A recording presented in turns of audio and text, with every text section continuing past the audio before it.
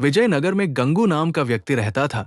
उसके बारे में कहा जाता था कि वो बड़ा ही मनहूस है और जो सुबह सुबह उसकी शक्ल देख ले उसे खाना भी नसीब नहीं होता। धीरे धीरे ये बात पूरे विजयनगर में फैल गई और महाराज कृष्णदेव राय को भी इसके बारे में पता चला। उन्होंने सोचा कि उनके राज्य में इस तरह के मनहूस व्यक्ति का रहना उचित नहीं है, किंतु राजा बहुत न्यायप्रिय थे।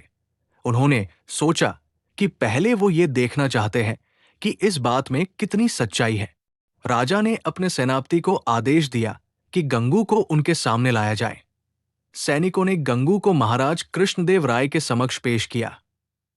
महाराज कृष्णदेव राय जिस कमरे में सोते थे उसी में गंगू के लिए भी बिस्तर लगवाया और सुबह जब राजा सोकर उठे तो उन्होंने सबसे पहले गंगू का चेहरा देखा। कुछ देर बाद अचानक कार्य आ जाने के कारण राजा को राजमहल से बाहर जाना पड़ा और उस दिन वो इतने व्यस्त रहे कि उन्हें खाना भी नसीब नहीं हुआ।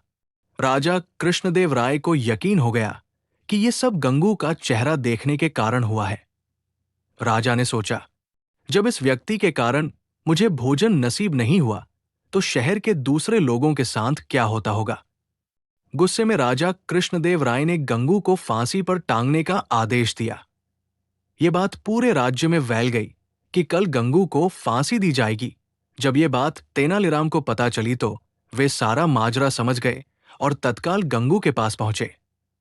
तेनालीराम को देखकर गंगू रोने लगा और तेनालीराम को पूरी बात बतलाई।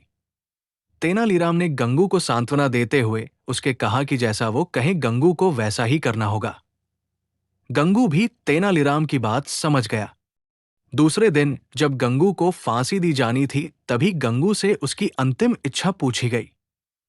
गंगू बोला, मुझे महाराज से मिलकर कुछ बतलाना है, यही मेरी अंतिम इच्छा है। सैनिकों ने महाराज कृष्णदेव राय से गंगू की अंतिम इच्छा बतलाई।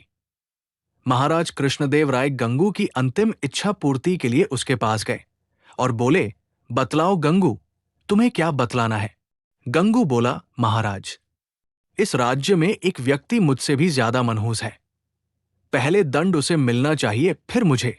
महाराज कृष्णदेवराय राय ने बड़े आश्चर्य से गंगू से पूछा, गंगू, बतलाओ वो मनहूस व्यक्ति कौन है। गंगू बोला, महाराज, वो मनहूस व्यक्ति कोई और नहीं बल्कि इस राज्य का राजा अर्थात आप है।